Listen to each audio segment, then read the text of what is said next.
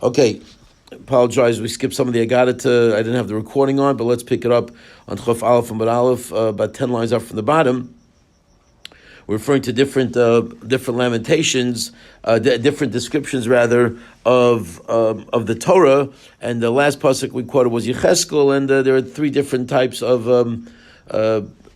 callings out that he refers to: the lamentations, the rejoicing, and then the woe. We just finished the woe, and that's referring to the Parnas and Shorisham Asalova. V'chen Oimer Hova Al Hova Tavoi. Okay, so four different people spoke about Torah, describing them in different ways, but similar in nature, meaning very vast and very impossible to really fathom in terms of its breadth. The fourth one, Zechariah, was the one who actually gave us some quantification of it. Achaba Zechariah ben Edo Pirsho. So Zechariah ben Edo came and explained it. The Ksiv, as it says, the Pasuk, V'yomer Elai, he said to me, Mo atoroa, what do you see? V'yomer ani roa Megillah Afa, Orcha Esrim Ba'ama, V'rchava Esa Ba'ama. So I answered back, I see Megillah that's folded, okay, whose length is 20. Now we finally have dimensions. We finally have measurements.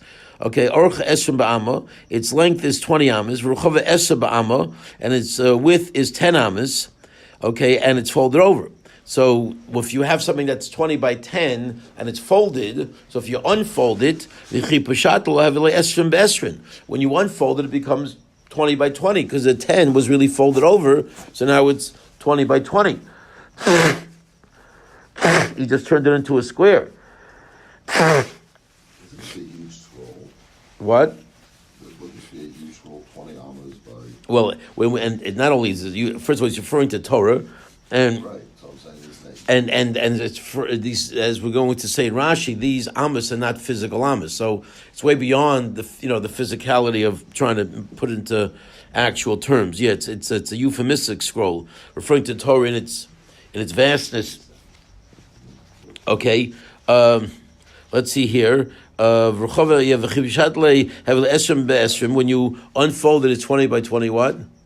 No, our scroll quotes Rashi. That's God's arm. Yeah, we're gonna do Rashi. Yeah, it's on the agenda. Uksiv he ksuva panav acha is written front and back. Okay, so you have v'chikalaftale. Okay, now if you peel the front and back, and you want to line it up in one direct way, because if you have a two-sided thing and you take the back side and you put it next to the front side, so kama havile arba beshim, you now have 40 by 20. Because you now taken the back and extended it. You have 40 by 20. Uksiv mimodad.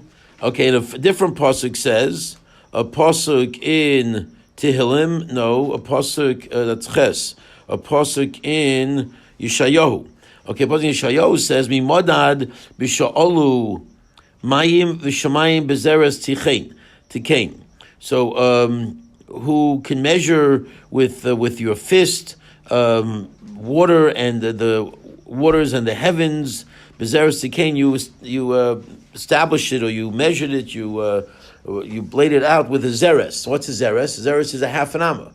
Okay, so the shemayim va'aretz is a half an amma, and you have the Torah being 40 by 20. What's 40 by 20? 800 square amas. So, and you have a half by a half. If you take a half of a half, is a 1/4 of an amma. So you have in the spiritual amas of a Kodesh Baruch Hu, okay, you have 3,200 times Torah. 800 as opposed to a quarter is 3,200 times greater.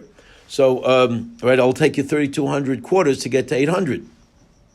So Nimsa, so it comes out based on the measurements of Zechariah. So it comes out the entire universe, the entire world, whatever, I guess Pashut means the universe, is 1 out of 3,200 of the Torah. That's how vast the Torah is. Okay, let's catch up on the Rashis over here. I'm just, probably, it's a silly question, but why is this Agadata stuck right here in this particular part? Is it just because it's measurements and it's Like it's connected to No, Eruvin? so I think, like I said earlier, it's because the name, the person that we're quoting, is a person we quoted in the Gemara. So very often when you have a Rav Chizda quoting Mori Barmar, so once he's quoted in the context of the analysis of the Gemara, we have some Agadata in his name, so we, yeah. So that's generally the reason. Okay, but I mean there might be other factors too. There might be some, you want to work on correlation of this stuff to the early Gemara. Go right ahead. Okay, so let's see Rashi. B'shivin, we did that. L'chol tichla risikates, about 2/3 of the way down the page. L'chol tichla risikates. L'soif kol davar yesh kates. And at the end of all things is a set finite level. Limso sofa, to find its end. But your mitzvos, your Torah is so wide, and there is no end to it. I can't really measure the end of your Torah. So Lo Pirshu, all of these people, David and Eov and Yecheskel, Lo Pirshu Ezekiel Shira.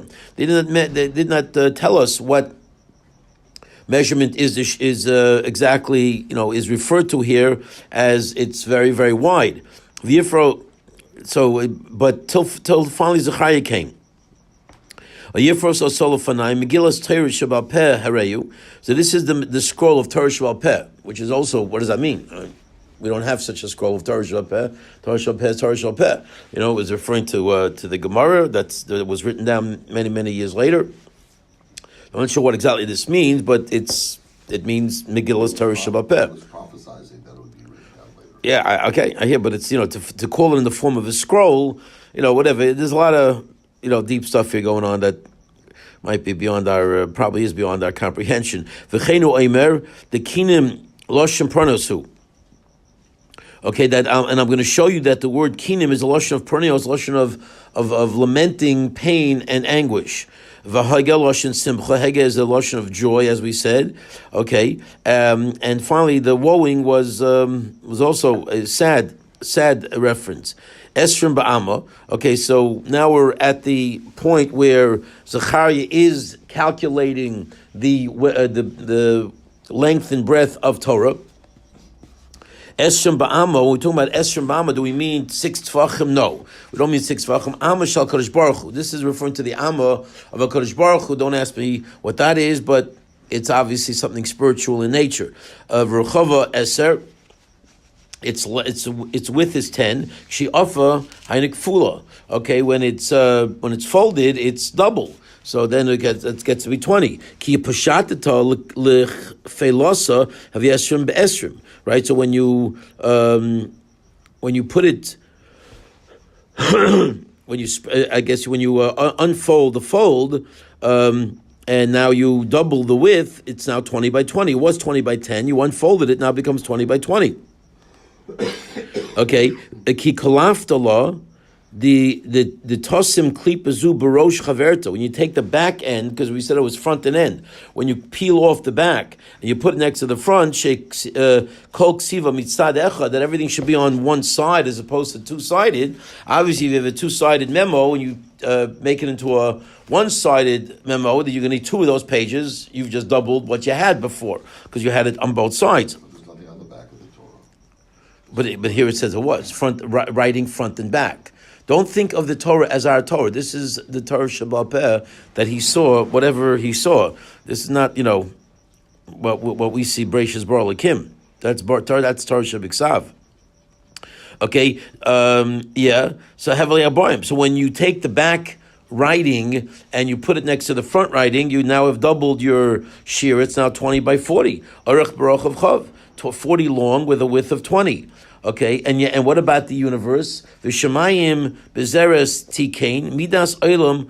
Okay, the measurement of the world, chatzi amma al chatzi amma, is 1/2 of an amma by 1/2 of an amma, which is 1/4 of an 1/4 square amas. Half by a half. Say v'choshuv kama chatzi amma yesh b'megillah. Okay, if you want to see how many quarter amas can you put into this Megillah of 800 square amas, nimsa v'timsa shlosh alafim musayim. Okay, you'll find that it's 3,200. Ketzad. Okay, here comes the math. Ketzad. Asami esrim ama roichav ritzua sharochav chatzi ama. Okay, it's always challenging when Rashi does this, but let's just read it. Okay, when you take a strip, if you have 20 amas, you take half amma strips of them harei kan arboim, right? You go put 40 strips in 40 half amma strips into 20 amas. Okay, v'chol achas arboim amma lorkush Megillah. Okay, and then there are 40 amas to the length of the Megillah. Harei elef v'sheish meos amma orech. So you have 1,600 amas long. Shein shloshes alafim musayim zerosos. So 1,600 amas are 16,000 amas and 32,000 half amas. We're dealing with a half amma, so trust Rashi on the math, and I don't know if we should really spend time diagramming this, because 32,000. I corrected myself. 32,000. What? No, I'm sorry. 1 second. Harei elef v'sheish meos amma orach shein shloshes alafim. Here it says 3,000 was times Russos. 3,200. 30. That's what you were saying it when we did the Gemara. 3,200. What? So 3,200 is. What's no 29? The Torah scroll viewed by Zechariah altogether measures 800 square divine almas. The heavens or the entire universe measures one. Oh, it's 4. Right, it's 4 times 800, not 40. I did 40. Okay. Thus the Torah is Okay. 3,200 times greater than the universe. 800. My bad. Okay, right. So I said 32,000. It's 3,200. Okay, because it's basically 800 times 4 is 3,200. I didn't do so well in math in high school. Okay, we're back to the Gemara. Okay, fine. You get the same answer. Yes. What? Never mind. Yeah. Okay. So just Rashi did it the old-fashioned way of actually laying it out on an actual piece of paper We're and trying to equate Like that. the universe. whatever. Right. How much greater the Torah. Yeah. Well, that's the Gemara. Correct. Okay. Let's proceed. Yomer of Chizda. So again, that's exactly what he meant when that Zechariah came along and quantified it. He quantified it for us. We needed a little help from Yeshayahu because Yeshayahu is the one who gave us the dimensions of the universe. And now that we have we're assuming that obviously they're both talking the same sprach, that we're talking about Amos and Zeres of HaKadosh Baruch Hu, so that gave us the math of 3,200 times the vastness of the universe. Okay, Yomer of Chizda, 2 lines from the bottom. Zechariah, whose blood was boiling in the base of Mikdash. Is this the same Zechariah or is this a different Zechariah? No, it's. I think that's the same Zechariah. Yeah. The Yomer of Chizda, Dorish Mori Bar Mar, another drasha, right? There's the same name again, Gary. That's why we're bringing it up again. Another statement that he made. The Yomer of Chizda, Dorish Mori Bar Mar, Maidik Sivine Shneidu Doi Teinim Muadim Fnei Heichal Hashem.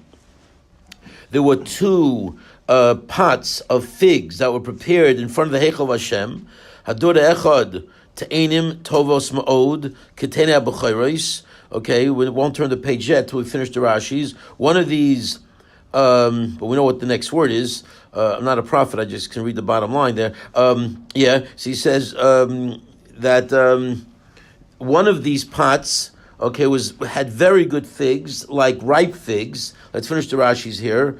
Dudoi, last 2 lines of the Gemara of Rashi. Dudoi ta'enim, sirois nechoshes malayos ta'enim. These are copper pots that hold, whatever bowls that are holding figs in them. Mu'adim mucharim, they're prepared. So this is again a prophecy. Yirmiyahu now, we're really going through Navi here. This is Yirmiyahu talking that when I saw the Golus, I saw the impending Churban Habayis. Okay, I saw 2 pots of figs prepared. One of them was full of ripe figs, high-level figs. As now we turn the page, Vadur echad ta'enim rose, and the other pot was made of shvach figs, bad figs, not very good, not very tasty, not very ripe. Ashlo ta'ochlena miroa, okay, which could not be eaten because of how bad it was. So what's this referring to? Clearly this is again some kind of a euphemistic prophecy referring to something other than figs. We're not talking about figs, we're talking about the Churban Abayis. Okay, so now Rashi explains, the Gemara explains, Teinem HaToivos, second line of the Gemara, Teinem HaToivos Elu Tzadikim Gemurim. The good figs are referring to the full-fledged tzaddikim. Teinem haros el rishoim gemurim, and the bad figs are referring to rishoim. So he saw two of these pots, one of tzaddikim, one of rishoim. V'shama toimar avad sivram b'botel sikuya. Maybe you're going to argue there's no hope. Their hope is destroyed, and their any type of longing is destroyed. There's no point in anything. Tamloimer hadudoim nosnu reyach. Therefore, the pasuk then says that these dudam, these pots, will give forth scent. They give forth fragrance. Elu ve'elu asidim shitnu reyach. Both of these pots, with the tzaddikim and the rishonim, are going to ultimately. This churban doesn't represent the end, doesn't represent hopelessness, but for carrot they're going to ultimately, shine and come forth in the long run. Like that's a pasuk in Shir Hashirim, Hadadam Nosnu Reyach, okay, which is referring to Elu ve'elu Nosnu Reyach. So in other words, Shir Hashirim is some kind of homiletical, connection to, even though he wrote this before, Yirmiyahu said what he said, it's all connected. Okay, let's do the Rashi. Only one Rashi here. Habuchayros te'enim chashuvois hamaris lesbashel. This is referring to choshev figs that are quick to ripen. Okay, so basically he saw the tzaddikim, he saw the rishoim, and even though things looked very bleak and there was indeed going to be a churban, there was going to be a time when things were going to come back, where the fragrance would once again be there. Okay, where they would obviously do tshuva. At least the rishonim, the tzaddikim didn't have to do tshuva; they were tzaddikim. But there's gonna be a good time at the end. Okay. Let's see here, right? I don't think we did the next Rashi. Right, so let's go weiter. Darash Rava. So now Rava, I guess we're in this sugi already, so now Rava is dashing on this. Rava says, what does that mean that these dudoim give forth a scent? So we translated dudoim earlier as figs. Now we're going to more conventional, that dudoim are like flowers. Let's see here. Okay, this is referring to the young men of the Jewish people, okay, that did not taste the taste of sin. Okay, and that so they give forth rayach, a good positive fragrance.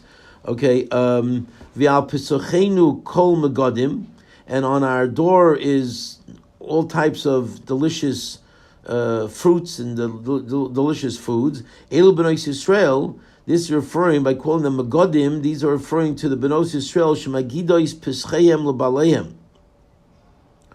Okay, that speak their openings to their husbands, telling them when they, when they're mutter, when they're users, they speak. The word megadim comes from magid. Okay, here obviously it has a different. Literally, it means something different, but it's being interpreted from magid, from speaking, that the Jewish women are such tzadekis that they tell their husbands when they're mutter, when they're usher. Or lishnachrina she'ogdos pischayim lebaleim, that they reserve, they tie their openings to their husbands, meaning they reserve it for their husbands. Okay, let's just do the Rashis here. She'ogdos koshos pischon letzorach balehem. Okay, they tie their openings for the needs of their husbands. She'ein nevolos acherim. Okay, that they do not allow themselves to have relation with anybody else. Ogdos lashon aguda. It's like a knot, a sort of tie, closing. Okay, or Lishna Achrina, or another version, Shemagidois Pischeim. This is, I guess, Lishna Achrina of the Gemara, that Rashi is, I don't know why he's explaining it backwards, but in the reverse order, but Lishna Achrina, Shemagidois Pischeim Ksharo Adam. They speak about their openings when they see blood. Omer Sabayel, they say to their husbands, V'yifros Hemena, and they separate. So there's such tzaddikus is that they don't play any games. They're not interested in there wasn't blood. It's really nothing. No, they're very conscientious about the fact that they don't want anything going on in an impure state. Okay, next is. Chadoshim gam yishonim doidi tzafanti loch. Okay, again, this is the end of that pasuk in Shir Hashirim. As we're finishing the pasuk, Chadoshim gam yishonim doidi tzafanti loch. The new and the old, my loved one, I hide for you, I prepare for you. So Amar Knesset Yisrael Lifnei HaKadosh Baruch Hu. So the Jewish people said in front of HaKadosh Baruch Hu, Ribono Shel Olam, harbe gzeiros gazarti alatzmi. I made many gzeiros on my you made harbig zeros gazarti alatzmi. I decreed many zeros upon myself. Yosim mash gazartalai, more than what you just decreed. Meaning that the Rabbanan made many mitzvos and many protections and decrees more than what you decreed in the Torah. The Kamtim. And I didn't say that it's enough from the Torah and I'm not going to follow the rabbinic decrees. No, I even followed Chadoshim Gam Yishonim. I even followed the rabbinic decrees. I didn't just limit myself to the Torah. Okay, look at Rashi. Chadoshim Divrei Seifrim. Chadoshim are the new ones, which is the words of the Seifrim. Gam Yishonim is Divrei Torah, and also the old, referring to the words of the Torah. Doidi Tzafanti Loch. To my beloved one, I have watched them. V'shamarti kol eila l'chol shmecha. And I watched all of them. I observed all of them. I fulfilled all of them for your name. I didn't take the Rabbanan lightly. So that's the Klal Yisrael saying back to HaKadosh Baruch Hu, look at how loyal I've been. I've been a very good nation to not just keep the old, I also kept the new. Okay, weiter. Amalei Rav Chizda lahum Rabbanan devekam mesader agadah kamei. So Rav Chizda said to one of the rabbis who put into order the agadah in front of him. So there were people who were experts in agadah, and he was with one of them, and who was being mesader agadah in front of him. And he figured, let me take advantage of the expert in the Agadata here, and let me find out. Mi shmilecha chadoshim gam yishonim mahu. Did you ever hear pshat? What does it mean when Klal Yisrael said to HaKadosh Baruch Hu? Again, we know Shir Shirim is this ongoing dialogue between HaKadosh Baruch Hu and Klal Yisrael. So the lady, the wife or the lover, the one that that the man is talking to in Shir Hashirim, the woman says, "Chadoshim gam yishonim mahu." That I've watched this, I've preserved this. What does it mean? Chadoshim gam yishonim. Amalei elu mitzvahs kalos. He has a little bit of a different twist. It doesn't refer to the Rabbanan mitzvahs and the Torah's mitzvahs, but rather elu mitzvahs kalos, elu mitzvahs chamuros. Okay, he says this is referring to the light ones, and this is referring to the chumra ones, the serious ones, the ones with the stiffer punishment. So Rav Chizda wasn't really a big fan. Why would if it's referring to the Torah, how could you say old and new? Okay, because there's no old and new in the Torah; it's all given at one time. So I don't like your pshat because you're saying it's referring to the severe averos and the not so severe averos. That doesn't have a chronological order to them. That just that was all given at once. So what does he want to offer an alternative pshat? Ella halol medivrei Torah, halol medivrei seifrim. So he agrees with the original pshat that we quoted from Rav Chizda. I think it was Rav Murray. Maybe it was Rava rather. It was Rava that it's referring to the Divrei Seifrim and the Divrei Torah. Rashi, let's see here. Pamim pam nitna shetei zu chadash v'zu yishana. Was Torah given in different times that you can call one old and one new? That's not the way it happened. It was given to Klal Yisrael at one time. So how could you call one old and one new? Rather, the pshat is divrei seifrim, chadoshim. The words of the scribes, the gezeros that the Rabbanan made, that's referring to chadoshim. That is taka is new. That's many hundreds of years later. Hundreds of years later, it's what the rabbis instituted in every generation to protect the mitzvos, the gzeros which they made, muksa and yichud and all the other types of laws that they instituted in order to protect the Torah. So that was that. So he likes that pshat as opposed to the agadatim person's pshat. Okay, third wide line, weiter, Darsh Rava. Rava furthermore darshans. Maidiksiv v'yosem mehema b'ni, here's a hair. Okay, more than that, this is a pasuk at the end of Koheles. Okay, you're right at the very end. And more than that, my son, be very careful. Asais svarim harbe, making of many books. So what does that mean? There's no end. Just as we finish the pasuk, asais svarim harbe and kates v'lag harbe igias bosa. So that's the end of that pasuk. So let's see what that means. So says the Gemara, B'ni, he's a hair b'divrei seifrim. When it says, my son, be careful, what that's referring to is referring to divrei seifrim. Yosem divrei Torah. Be more, Yosem mehema, B'ni, he's a hair, more than them. What does it mean more than them? Means be more careful in fulfilling the words of the Seifrim than even from the words of Torah. Credible statement that Shalom Melech is making according to Rava. Because the words of the Torah have an asay, nevelos asay. They have different levels of punishment. You can be over the midst of tefillin, which is an asay, and there isn't lashes for that, there isn't misa for that. I mean, it's bad, of course, but it doesn't have the most severest of punishments. The divrei seifrim, on the other hand, divrei seifrim, kol over divrei seifrim chayiv misa. But when you're over a rabbinic decree, you are chayiv misa. Serious stuff. Okay, Shema Timer im yesh ben mamish b'mnei ma loy nechtevu. Okay, he says. So maybe you're going to ask me if they have. If there's such importance to them, why were they not written down? Right? So I mean, if the Rabbanim, if these enactments and these guidelines are so critical, why were they not written down? Amakra asay sfarm harbe en kates, and the pasuk therefore continues to make many sfarm. There is no end. Okay, meaning I guess it was just too much. The Torah had to be finite in terms of its, was limited in its scope in terms of all these rules, and HaKadosh Baruch Hu, in a sense, left it over to the rabbis to increase the Torah. But you can't write too much, and the Torah had to end when it ended.